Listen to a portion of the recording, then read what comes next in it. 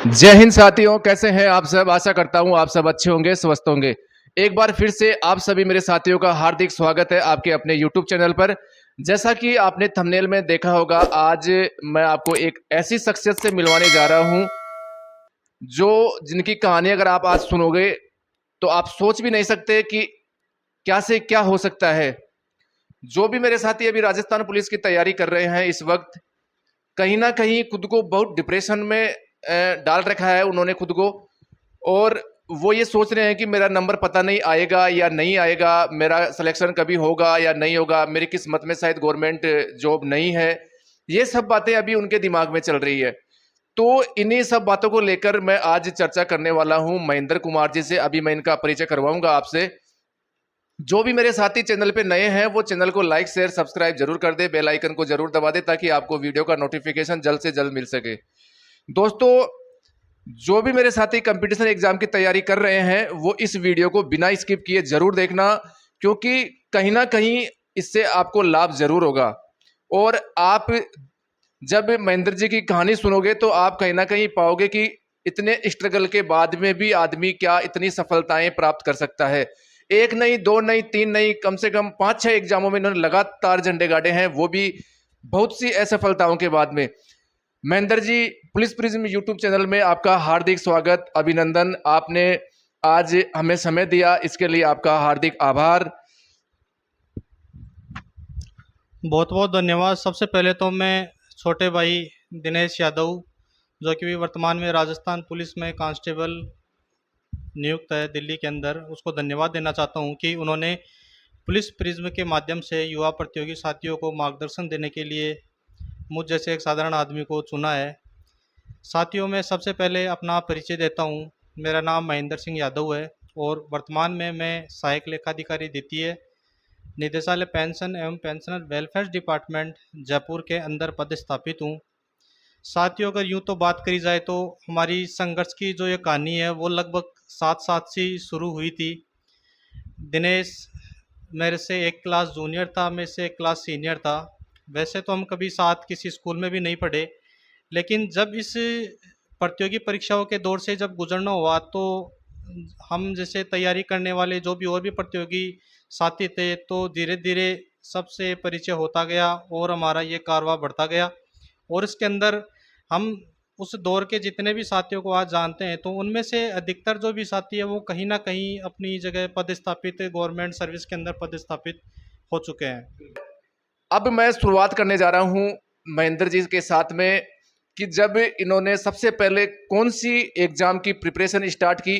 और उससे भी पहला मेरा महेंद्र जी से सवाल रहेगा कि आपने एजुकेशन में अभी क्या कर रखा है।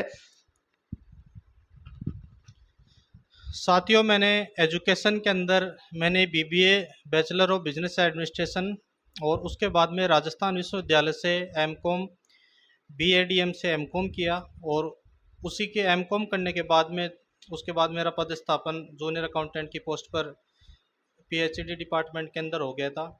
तो मेरा जो ये प्रतियोगी परीक्षाओं का दौर है वो सर्वप्रथम 2010-11 के अंदर स्टार्ट हुआ, जब मैं ग्रेजुएशन के दौरान 2010 में मैंने राजस्थान पुलिस अजमेर से मैंने पहला आवेदन किया था।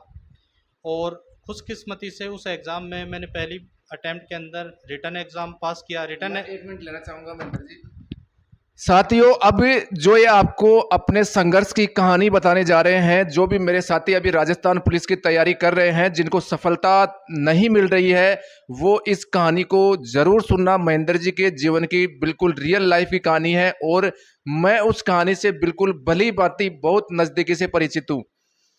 और अब महेंद्र जी आपको बताएंगे पूरा विस्तार से कि जब आदमी को सफलता नहीं मिलती है तो वो किस प्रकार से हताश हो जाता है। रूम पे अकेले रहना, खाना बनाना, कभी खाना नहीं खाना, एक टाइम खाना, कोई कुछ पता नहीं। मतलब लाइफ अपन को कहाँ लेके जाएगी इसका कोई कुछ पता नहीं, क्या होने वाला आगे लाइफ में। लेकिन फिर भी लगातार निरंतर चलते रहना, लेकिन फिर वो एक दिन मुकाम हासिल हो ही जाता है। अब आप सुनिए महेंद्र जी को, ध्यान लगाकर सुनिए आप, ताकि जो भी मेरे साथी अभी जुड़े हुए हैं मेरे से, उनको कहीं ना कहीं अगर थोड़ा सा भी मोटिवेशन मिलता है तो मैं भी अपने आप को बहुत धन्यवाद समझूंगा यहाँ पे कि मेरी जो मेहनत है वो कहीं ना कहीं सफल लोगों में सहायक सिद्ध हो रही है अभी। महेंद्र जी। धन्यवाद दिनेश भाई। दोस्तों, जैसा कि अपन पूर्व में बात कर रहे थे कि मेरी जो ये कंपटीशन एग्ज़ाम के अंदर जो संघर्ष की कहानी है वो 2010-11 से शुरू होती है। सबसे पहले मैंने राजस्थान पुलिस में ज़िला अजमेर से, पहले ज़िले वाइज भर्ती होती थी राजस्थान पुलिस की, तो मैंने ज़िला अजमेर से सबसे पहले आवेदन किया। और ज़िला अजमेर से आवेदन करने के बाद में उसकी रिटन एग्ज़ाम हुई। रिटन एग्ज़ाम खुशकिस्मती से मेरी पास हो गई। पास होने के बाद में इसका जो सेकंड स्टेप आता है, वो सेकंड स्टेप होता है इसका फिजिकल एग्जामिनेशन टेस्ट। उसके अंदर आपको 10 किलोमीटर की दौड़, चेस्ट मेजरमेंट, हाइट मेजरमेंट वगैरह ऐसा कुछ होता है। तो प्रतियोगी परीक्षा की रिटन एग्ज़ाम को क्वालिफाई करने के बाद में फिर दूसरा जो स्टेज था, उसके लिए मेरा सामना हुआ सामोद, हमारे राजकीय गवर्नमेंट हायर सेकेंडरी स्कूल है। तो वहाँ पर एक पीछे स्कूल का ग्राउंड है, तो उस ग्राउंड के अंदर हम दौड़ वगैरह फिजिकल एग्जामिनेशन की तैयारी के लिए मैं पहली बार वहाँ पे जब ग्राउंड में गया, तो उसी दरमियान भाई दिनेश से वहाँ पे मुलाकात हुई। दिनेश फिजिकल में शुरू से बहुत एडवांस रहा था, दौड़ वगैरह में काफ़ी अच्छा था। तो मैंने इससे सलाह मशविरा किया कि यार मुझे इस एग्ज़ाम के अंदर दौड़ वगैरह करनी है, तो मैं कहाँ से स्टार्ट करूँ, क्या करूँ। शरीर के अंदर मेरा वेट वगैरह थोड़ा ज़्यादा था तो मुझे भागने में बहुत प्रॉब्लम होती थी। तो फिर मैंने भाई दिनेश से इसके बारे में मार्गदर्शन लेना स्टार्ट किया और मैंने दौड़ वगैरह तैयारी की। लेकिन साथियों, मेरी पहली एग्ज़ाम थी और मैं उस दौड़ के जो स्टैंडर्ड्स थे, उन स्टैंडर्ड्स को मैं मैच भी नहीं कर पाया। और पहली बार जब एग्ज़ाम में मैं 10 किलोमीटर की जो दौड़ थी, उस दौड़ के एग्ज़ाम के अंदर मैं फेल हो गया। फेल होने के बाद में फिर ये मेरा पहला प्रयास था, तो इसके अंदर कोई बहुत ज़्यादा तनाव तो आया नहीं। उस दर कॉलेज का टाइम था, तो इसको बात आई गई होगी। लेकिन जैसे जैसे कॉलेज कंप्लीट होने लगी, घर परिवार रिश्तेदार सब लोगों ने पूछना स्टार्ट किया कि भाई आजकल क्या कर रहे हो, क्या नहीं कर रहे हो। रिश्तेदार, घर वाले तो खैर कभी, घर वालों की भावना कभी दुर्भावना नहीं होती, वो पूछते हैं तो वो भी कहीं ना कहीं अपने कैरियर के प्रति चिंतित रहते हैं कि भाई अपना जो भी बेटा है, बेटी है, वो कहीं ना कहीं अपने अच्छे मुकाम पे सेट हो जाए, इसकी पढ़ाई लिखाई मेहनत कहीं ना कहीं काम आ जाए। लेकिन दोस्तों, इसका दूसरा पहलू ये है कि अपने समाज और रिश्तेदार के अंदर बहुत से लोग ऐसे होते हैं कि यदि आप आगे प्रतियोगी परीक्षाओं की तैयारी करते रहते हो, तो उनको पता है कि ये अभी क्या कर रहा है, इसका कहीं सिलेक्शन भी नहीं हुआ। लेकिन वो आप दो चार पाँच जो भी सोशल गैदरिंग होती है, शादी ब्याह समारोह स्वामनी वगैरह जो भी होती है, उसके अंदर वो बैठा के 5 आदमियों के सामने एक तरीके से मैं मानता हूँ कि वो आपको जलील करते हैं वहाँ पे बिठा के कि यार तू क्या कर रहा है, क्या हुआ, क्या नहीं हुआ, जबकि उनको पता सब रहता है। तो एक दौर ऐसा भी आया है कि जब मैंने इन शादी ब्याह जो भी स्वावणी वगैरह सब जगह जाना ही बंद कर दिया, मैंने सोचा कि यहाँ अब कुछ करके कुछ हाथ में होगा तब उनके पास में जाएंगे। साथियों, फिर इसके बाद में सन 2012 के अंदर फिर मैंने दोबारा फिर राजस्थान पुलिस के अंदर अप्लाई किया। लेकिन दूसरी बार मैंने राजस्थान पुलिस के अंदर एक स्पेशल कैटेगरी होती है वायरलेस, उसके अंदर पुलिस टेलीकम्युनिकेशन, वहाँ पे केवल जो 11th-12th जो मैथमेटिक्स वाले जो कैंडिडेट होते हैं वही उसके अंदर अप्लाई कर पाते हैं। तो मेरी 11th-12th में मैथमेटिक्स मेरा वैकल्पिक सब्जेक्ट रहा था, तो मैंने उसे अप्लाई किया। तो उसे अप्लाई करने के बाद में फिर जब दूसरी बार तैयारी की, तो मुझे ऐसा लगता था। एक बार फिर लेना चाहूंगा बीच में। साथियों, मुझे लगता है शायद आप इस कहानी को खुद के अंदर आप महसूस कर पा रहे होंगे अभी इस वक्त। और मैं ये दावे के साथ कह सकता हूं, जो भी एक कंपटीटर होता है वो ये लाइफ जरूर देखता है, कभी ना कभी जरूर उसके जीवन में ये जो जगह है कभी ना कभी जरूर आती है। अब महेंद्र जी से मैं एक सवाल और यहाँ पे करूंगा। महेंद्र जी, आप इनको आपकी जो 12th में पीसीएम से परसेंटेज थी वो भी एक बार बताएं, और कौन सी साल में आपने जो 12th पास किया था वो बताएं एक बार, फिर मैं बताता हूँ आपको कहानी आगे की। दोस्तों, मेरी 12th के अंदर 65% रही थी, 65% रही थी। और सन 2007 में मैंने 12वीं कक्षा चौमुख से उत्तीर्ण की थी। दोस्तों, उस समय में एजुकेशन सिस्टम इस प्रकार का था, जब आपकी 60 भी यानी कि आप फर्स्ट डिवीजन भी आते थे तो यह अचंभा होता था यार, फर्स्ट डिवीजन और वो भी मैथमेटिक्स सब्जेक्ट से। और उसके बावजूद अगर आप किसी जो कंपटीशन एग्जाम है उसमें आपको सफलता नहीं मिलती है, तो फिर आप सोच सकते हैं कि वो क्या हालत होगी उस टाइम पे। अब हम कंटिन्यू करते हैं वापस। तो जैसा कि दोस्तों अपन पूर्व में बात कर रहे थे, तो मैंने मेरी ज़िंदगी का दूसरा कंपटीशन एग्ज़ाम भरा राजस्थान पुलिस का। तो फिर मैंने जब दूसरी बार आवेदन किया तो मैं इस वजह से आश्वस्त था कि मैंने पीछे एक बार रिटर्न एग्ज़ाम तो क्वालिफाई कर रखा है, तो अब की बार भी 100% मुझे यकीन था कि मैं इस बार भी एग्ज़ाम को वापस फिर क्वालिफाई कर लूँगा। लेकिन दोस्तों, हर एक कंपटीशन एग्ज़ाम अपने आप के अंदर नई कहानी लेके आती है। आप कभी भी ये गलतफ़हमी न पालें कि मैंने पीछे इतने एग्ज़ाम्स क्लियर कर रखे हैं, तो आगे भी मैं 100% एग्ज़ाम क्लियर ही कर पाऊँगा। उसी की कहानी है कि जब मैंने दूसरी बार राजस्थान पुलिस का आवेदन किया, तो मेरी उसी गलतफ़हमी का मैं शिकार हुआ, राजस्थान पुलिस का एग्ज़ाम दिया। बाकी जो पार्ट ब था, उसके अंदर मेरे 15 में से 5 ही नंबर आए और 1 नंबर की होने की वजह से उस एग्ज़ाम के अंदर मुझे फ़िज़िकल एंट्रेंस टेस्ट के लिए बुलाया नहीं गया। क्विट होने के बाद में दोस्तों, पहली बार मुझे उस एग्ज़ाम को मैंने सीरियस लिया था। मैंने उसकी दौड़ वगैरह की तैयारी की। मेरे मन में ये मैंने कहीं न कहीं एक गलतफ़हमी या मन को सांत्वना देने के लिए मैंने एक चीज़ सोच रखी थी कि कैसे जैसे करके कोई क्वेश्चन डिलीट हो जाएगा तो हो सकता है कि मैं 40% के क्राइटेरिया के अंदर भी आ जाऊँगा। उस बार मैंने दौड़ की 10 किलोमीटर की तैयारी की। दौड़ की तैयारी मेरी अच्छी थी, दौड़ के प्रति भी आश्वस्त था, लेकिन एक मन में सांत्वना थी भाई 60% वो 40% का क्राइटेरिया हो जाएगा, लेकिन वो क्राइटेरिया हुआ नहीं और उस एग्ज़ाम के अंदर मैं रिटन एग्ज़ाम में फ़ेल हो गया। फ़ेल होने के बाद में पहली बार मैं उस बार में प्रतियोगी परीक्षाओं के प्रति गंभीरता आई। मैंने सोचा कि अब करियर के अंदर कहीं न कहीं कुछ न कुछ दिशा वगैरह अपन को लेनी है। दोस्तों, उसके बाद में फिर मैंने जब तीसरी बार 2013 के अंदर वायरलेस का एग्ज़ाम राजस्थान पुलिस के लिए फिर मैंने आवेदन किया। फिर मैंने वायरलेस के लिए अप्लाई किया और तीसरी बार भी फिर मेरे से, चाहे गलती मानो चाहे मेरी तैयारी के अंदर कुछ ना कुछ कमी कमी मानूंगा उस चीज़ को मैं, कि तीसरी बार फिर मैं उस एग्ज़ाम के अंदर मैं रिटन एग्ज़ाम में उसी भाग बी के अंदर मैं फ़ेल हो गया।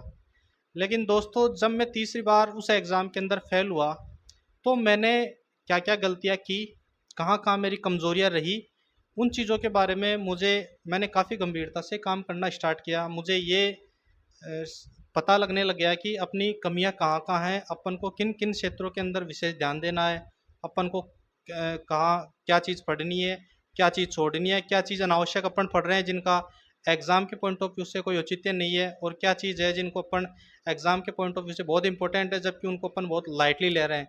कई बार प्रतियोगी परीक्षार्थी ये सोचता है कि भाई अपन ये चीज़ें अपने हिसाब से छोड़ देते हैं, पूरा सिलेबस कवर नहीं करते हैं, ये देखते हैं भाई ये तो अपने हिसाब से आएगा नहीं, वो खुद सोचता है। जबकि एग्जामिनर के पॉइंट ऑफ व्यू से ऐसा नहीं है। एग्जामिनर के पॉइंट ऑफ व्यू से उसका पूरा कंप्लीट कंटेंट है, उसके सामने कंप्लीट सिलेबस रखा हुआ होता है, उसके अंदर से जहाँ चाहे वहाँ से वो एग्ज़ाम के लिए क्वेश्चन आपके लिए उठा के आपके सामने रख सकता है। तो दोस्तों, जब तीसरी बार मैं एग्ज़ाम में फ़ेल हुआ तो उसमें फ़ेल होने के बाद में मैंने ये दृढ़ निश्चय कर लिया था कि मुझे किसी भी कॉस्ट पर मुझे गवर्नमेंट जॉब के अंदर सिलेक्शन लेना है। महेंद्र जी, जब आप लगातार 3-3 परीक्षाओं में असफलता का सामना आपने किया, तो उस समय जो आपके घर वाले हैं, तो उनका रिएक्शन किस प्रकार था, वो थोड़ा बताएं? दोस्तों, घर वालों का ये था कि जैसा सभी के साथ होता है, घर वाले कभी खुश नहीं होते यदि आप किसी भी प्रतियोगी परीक्षाओं के अंदर फेल होते हैं। तो बच्चे देखते हैं कि हम ही बहुत दुखी हैं, हम ही बहुत व्यथित हैं, हम ही बहुत परेशान हैं, लेकिन कहीं न कहीं उन्हीं की जितनी परेशानी तो खैर नहीं कह सकता, लेकिन उनकी 85-90% जो परेशानी होती है, उनके माँ-बाप भी ज़रूर उसी दौर से गुज़र रहे होते हैं। उनको भी उतनी ही चिंता और उतनी ही परेशानी फ़ील होती है जितनी एक प्रतियोगी परीक्षार्थी को फ़ील होती है। दोस्तों, जब आप 2-3 बार लगातार किसी भी प्रतियोगी परीक्षाओं के अंदर जब आप सफल नहीं हो पाते हो, तो फिर उसके बाद में आपके ऊपर हैवी होने लग जाता है धीरे-धीरे डिप्रेशन। अब दोस्तों, डिप्रेशन अगर ये यदि आपको एग्ज़ाम की तैयारी के लिए मोटिवेट कर रहा है कि आप पढ़ नहीं रहे हो, डिप्रेशन की वजह से आप रोज़ाना देख रहे हो कि यार पढ़ना है, फिर 4 महीने बाद एग्ज़ाम आएगी। अगर अच्छी तरीके से यदि हम उसकी तैयारी नहीं कर पाए, तो अपने परिणाम कहीं न कहीं वही आने वाले हैं जो पूर्व की 2-3 एग्ज़ामों के अंदर आए हैं, कि मतलब कि अपन 2-3 एग्ज़ाम में पीछे अनुत्तीर्ण हो चुके हैं, उनमें सफल नहीं हुए हैं। तो अपनी कार्यशैली वगैरह में यदि अपन चेंज नहीं करेंगे, तो अपने परिणाम कुछ ना कुछ वही रिपीट होने की संभावना रहती है। तो डिप्रेशन उस लेवल तक ठीक है कि आपकी जो कमियां हैं, कमियों को दुरुस्त करने के लिए आपके दिमाग में कहीं ना कहीं वो चीज़ होनी चाहिए कि मुझे आज पढ़ना है, रूटीन वर्क मेरा ये करना है, नहीं करूँगा तो पीछे रिजल्ट्स वगैरह रिपीट हुए हैं, वही रिजल्ट कहीं ना कहीं रिपीट होंगे। ये तो थी महेंद्र जी की असफलताएं। घर वालों का, परिवारजनों का रिएक्शन भी आपको पता चला किस प्रकार सा रिएक्शन था उनका। अब महेंद्र जी इतनी असफलताओं के बाद में इन्होंने किस प्रकार से डिसीजन लिया और एक बार फिर से अपने आप को तैयार किया, मोटिवेट किया कि नहीं, मुझे तो सरकारी जॉब लगनी ही लगनी है। और फिर आगे की जर्नी अब इन्हीं के मुख से अपन सुनते हैं, इन्होंने क्या क्या किया फिर आगे बताएंगे महेंद्र जी। दो तो मैंने मेरे दोस्तों के से विचार विमर्श करने के बाद में फिर मैंने ये फाइनल निश्चय किया कि मुझे जो भी प्रतियोगी परीक्षाओं की तैयारी करनी है वो केवल राजस्थान की ही स्पेसिफिक प्रतियोगी परीक्षाओं की तैयारी करनी है। फिर उसके बाद में मैं 2013-14 के अंदर मैं भाई दिनेश के पास में जयपुर गया। उस समय दिनेश भी तैयारी कर रहा था, तो उसके पास भी गया तो मैं बहुत बड़ी उधेड़ बुन के अंदर इसी एसएससी सीजीएल और राजस्थान वाली दोनों एग्जामों की कन्फ्यूज़न में मैं इसके पास गया था, यार क्या करूं और क्या नहीं करूं, कुछ समझ में नहीं आ रहा था। फिर 10-15 दिन बाद में फिर मैं एक डिसीजन किया कि मुझे उस समय ये जूनियर अकाउंटेंट के लिए भर्ती निकली हुई थी, तो मुझे उसके लिए तैयारी करनी थी। तो फिर दोस्तों मेरी जो असली इंटरमिशन के बाद की जो कहानी स्टार्ट होती है वो तब से होती है। मैंने फिर जूनियर अकाउंटेंट और आरपीएससी एलडीसी के लिए तैयारी करना स्टार्ट की। तो उसके बाद में जब फिर मैंने पहला एग्ज़ाम दिया, मैंने उसके बाद का जो एग्ज़ाम था वो था राजस्थान हाई कोर्ट का जूनियर जुडिशियल असिस्टेंट का एग्ज़ाम। दोस्तों उसके अंदर एग्ज़ाम के अंदर केवल हिंदी और इंग्लिश आती थी। उस हिंदी और इंग्लिश का पेपर देने के बाद में मैं पहली बार वो एग्ज़ाम को क्वालिफाई किया। मुझे सेकंड जो उसका पार्ट बी में उसकी टाइपिंग टेस्ट होता है, उस टाइपिंग टेस्ट के लिए मुझे कॉल किया गया। तो टाइपिंग टेस्ट भी मैं दूसरी बार में काफ़ी उत्साहित था, क्योंकि मेरा जो रिटन का पेपर था वो बहुत ही शानदार गया था और मैं कहीं न कहीं आश्वस्त था कि इस बार तो कहीं न कहीं सरकारी नौकरी में चयन हो ही जाएगा। लेकिन दोस्तों कहते हैं ना कि भाई भगवान जब आपको कुछ बड़ा देता है तो छोटी चीज़ों के अंदर कहीं न कहीं आप फिर भगवान आपको रोकता नहीं है, आपके लिए कुछ और ही चीज़ लिखी हुई होती है। तो मैंने जब फिर दोबारा वो एग्ज़ाम दिया तो उसमें जब टाइपिंग टेस्ट दे रहा था, मेरी टाइपिंग वगैरह बहुत अच्छी हो गई थी उस समय। लेकिन दोस्तों उस समय मेरे से गलती ये हुई कि जो कंप्यूटर की स्क्रीन के ऊपर जो मैटर था उसी को मैंने बार बार टाइप कर दिया, जबकि उसको स्क्रॉल करके नीचे और भी दूसरा मैटर था उसको भी मुझे टाइप करना था। जब एग्ज़ाम से बाहर आया यार, साथ वाले वो जो टाइपिंग कर रहे थे, तो मैंने देखा कि ये एग्ज़ाम भी गई। तो जब उसका फाइनल रिजल्ट आया तो मुझे आज भी याद है कि उसकी ओबीसी की कट ऑफ हमारे 279 नंबर गई थी 400 में से, और मेरे नंबर आए थे 281 पॉइंट समथिंग नंबर। हालांकि टाइपिंग टेस्ट के अंदर मैं फेल हो गया था, लेकिन फिर मेरे मन में कहीं ना कहीं ये विश्वास जगा कि जब इसकी ओवरऑल कट ऑफ को अपन ने क्लियर कर लिया है तो राजस्थान के अब बहुत कम प्रतियोगी परीक्षा और परीक्षार्थियों के अंदर अपन शामिल हो चुके हैं। राजस्थान के कंपटीशन की दौड़ के अंदर अब आ चुके हैं। अब बहुत ज़्यादा दिन अपन रुकने वाले नहीं है। ये बातें लगभग 2015 की है। तो उसी दरमियान फिर मैं आरपीएससी जूनियर अकाउंटेंट और आरपीएससी एलडीसी का उस बार पेपर लीक और पेपर आउट होने की वजह से वो दोनों एग्ज़ामें कैंसिल हुई। दोनों एग्ज़ामें कैंसिल होने के बाद में फिर इनका दोबारा री अनाउंसमेंट हुआ इन एग्ज़ामों का। उसी दरमियान फिर भर्तियाँ आई नई, पटवारी की आई, पंचायत सेक्रेटरी की आई, आईबीपीएस की आई, नगर पालिका के अंदर और भी भर्तियाँ निकली। मैंने उन सभी के अंदर आवेदन किया। फिर मैंने जूनियर अकाउंटेंट का एग्ज़ाम की तैयारी की। 2016 के अंदर जूनियर अकाउंटेंट की एग्ज़ाम लगी। एग्ज़ाम का लगने के बाद में पहला पेपर दे के आया। पहला पेपर देकर आने के बाद में मैं पूरी तरीके से आश्वस्त हो गया कि मुझे सेकंड पेपर के अंदर यदि मैं बहुत अच्छी तरीके से उसकी अटेम्प्ट कर पाऊँगा तो कहीं ना कहीं सिलेक्शन श्योर हो जाएगा। तो जब मैं उसका दूसरी पारी का जब मैंने पेपर दिया तो पहली पारी की वजह से मैं अति उत्साहित था मैं कि अब सिलेक्शन के बहुत नज़दीक हो गए। बरसों अपनी जो 5 साल की जो तपस्या थी वो कहीं ना कहीं फलीभूत होती हुई नज़र आ रही थी। तो जब सेकंड पेपर का जब मैंने अटेम्प्ट किया और उसके बाद में जब आया तो मुझे कहीं ना कहीं संतुष्टि का एहसास था कि अपना जो भी 5 साल का, चाहे राजस्थान पुलिस का हो, किसी न हर किसी एग्ज़ाम का जो थोड़ा थोड़ा गड़ा बढ़ता रहा था वो अपना 5 साल के अंदर इतना हो गया कि अब इन एग्ज़ामों के लिए अपन क्वालिफाई करने की पोजीशन में आ चुके हैं। दोस्तों उसके बाद में मैंने आंसर की वगैरह मैच की। दूसरे जो भी प्रतियोगी परीक्षार्थी थे उनसे जब मैंने अपने स्कोर को मैच किया तो मैं उसके बारे में पूरा आश्वस्त हो गया था।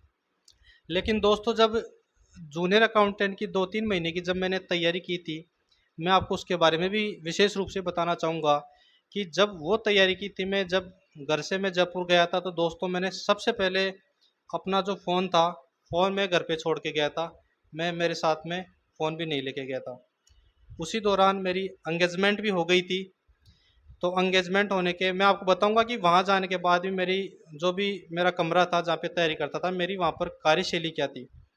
दोस्तों, वहाँ जाने के बाद में मैं केवल जब कभी भी मुझे बात करनी होती तो मैं मेरी माँ से बात करता था। 2-3 दिन के अंदर मेरा एक साथी था, उसका फ़ोन लेता, मैं मेरी माँ से बात करता, वापस उसको फ़ोन दे देता। उसके बाद में वहाँ पर 2-3 महीने अपने आप को इतना तैयारी के अंदर डुबो दिया था। हालांकि पीछे की 1-2 जैसे हाई कोर्ट वाली एग्ज़ाम दी थी तो उसमें कट ऑफ के काफ़ी नज़दीक चला गया था, तो मुझे पता था कि सिलेक्शन तो श्योर है। लेकिन जब सिलेक्शन ही श्योर है तो मैंने 2-3 एग्ज़ाम और दे रखी, तो मैंने बहुत डूब के तैयारी की। डूब के तैयारी का मतलब ये था कि 2-3 महीने तक मैंने कोई सेविंग वगैरह नहीं बनाई वहाँ पे।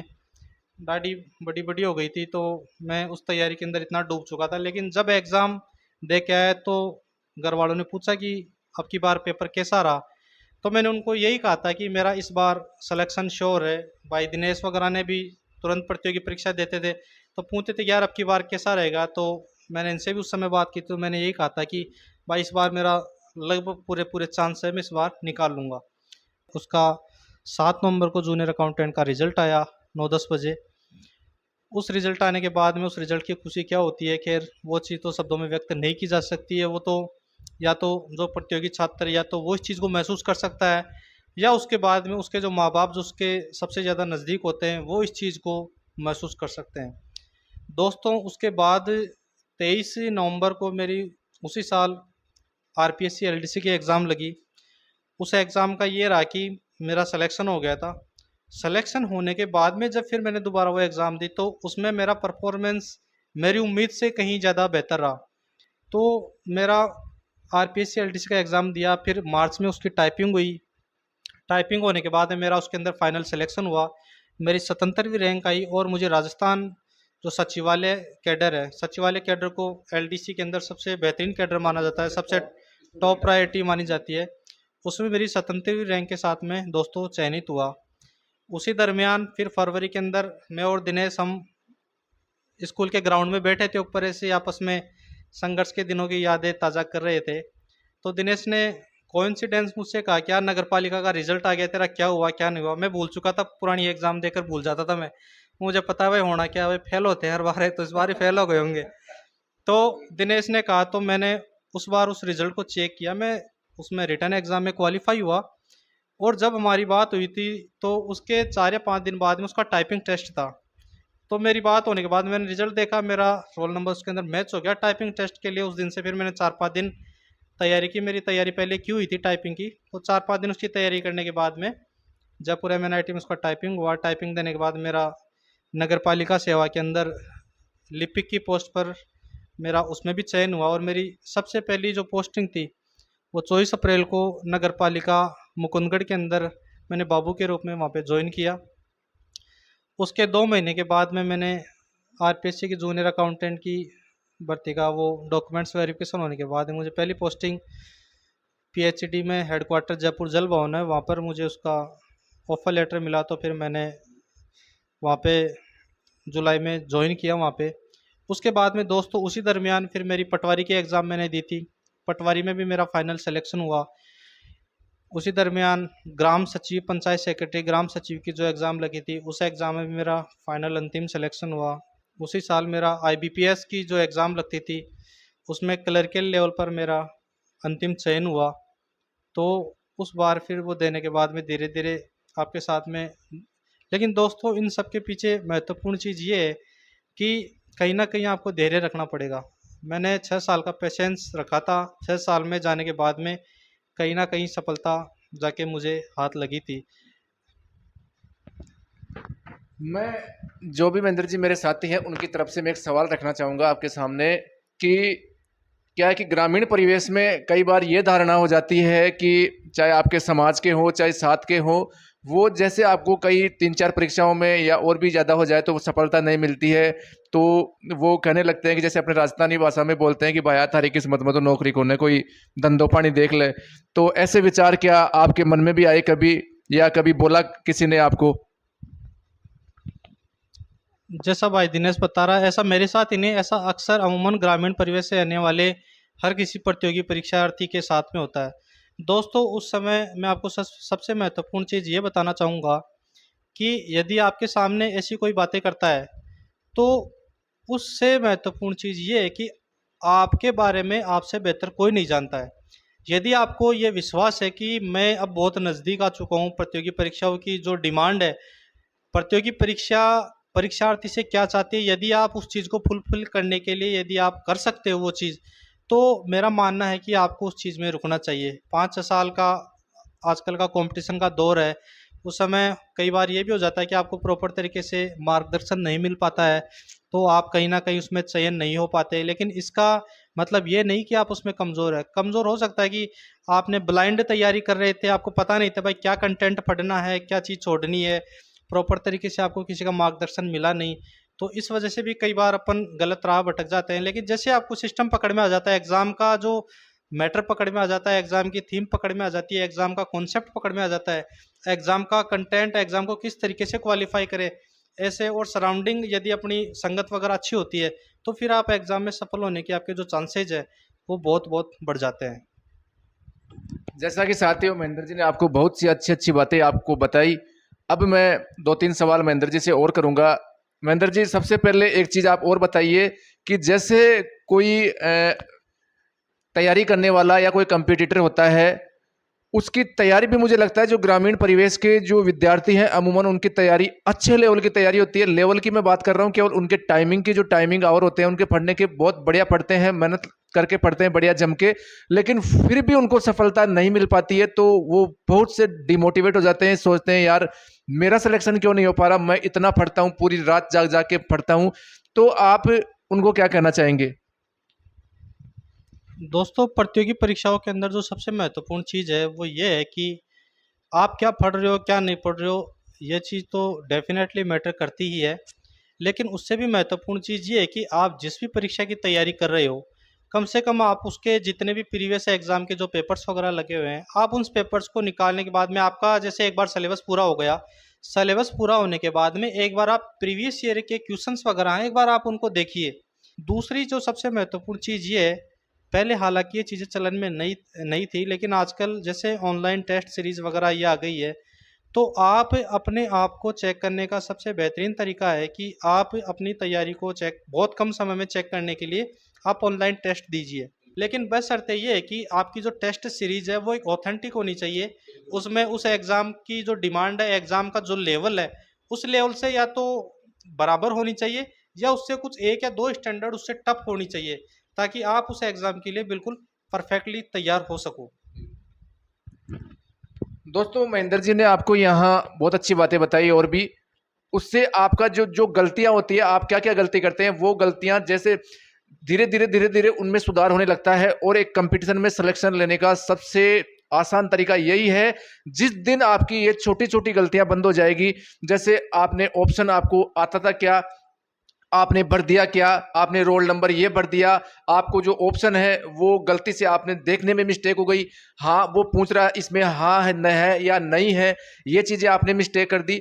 जब इन चीज़ों में आप खुद वो सुधार कर लेंगे तो आपका सिलेक्शन बिल्कुल ही निश्चिंत है। अनुशासन हो गया, हार्ड डिटर्मिनेशन हो गया, और निरंतरता बहुत ज़रूरी है कि आप जैसे 6 महीने किसी एग्ज़ाम के लिए है, तो आप 6 महीने में आप उसके लिए लगातार डेडिकेटेड रहिए। आप ये नहीं कि आप आज तो आपने 10 घंटे पढ़ाई कर ली, कल आपने छोड़ दिया, परसों फिर पढ़ रहे हो, फिर अगले रोज़ आप छोड़ रहे हो।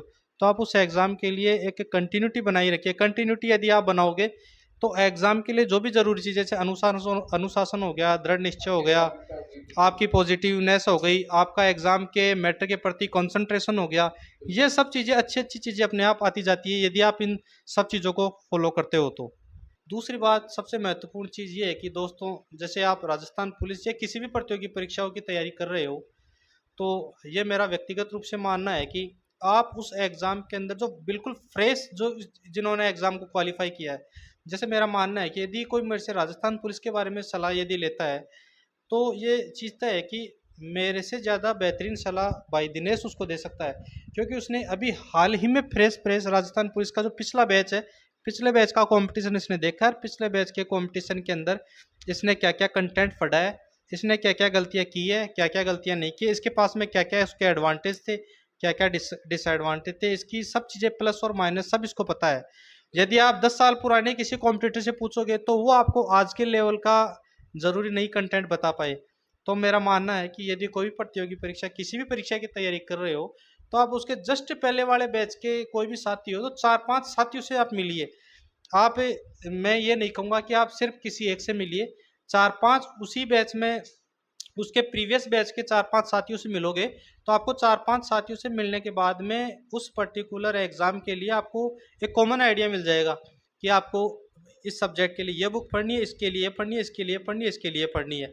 तो आपको वो एक कंटेंट है वो एक कंसोलिडेट फॉर्म में मिल जाएगा और आप उस वे के अंदर आप आगे बढ़ जाओगे तो आपकी जो सफलता के जो चांसेज है उसमें काफ़ी अच्छे बढ़ जाएंगे।